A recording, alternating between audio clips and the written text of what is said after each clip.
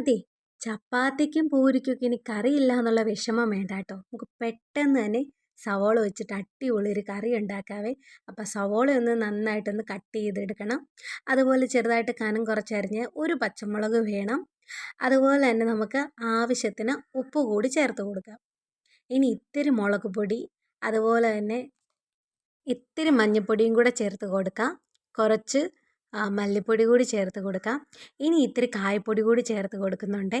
ഇനി നന്നായിട്ടൊന്ന് നമുക്കൊന്ന് കുഴച്ചങ്ങ് മാറ്റി വെക്കാം. അപ്പോൾ എണ്ണ ചൂടായി വരുമ്പോഴത്തേനും കുറച്ച് കടുകും അതുപോലെ കുറച്ച് ഉലുവായും അതുപോലെ തന്നെ നമുക്കിത്തിരി എള്ളും കൂടി ചേർത്തൊന്ന് പൊട്ടിച്ചെടുക്കണം.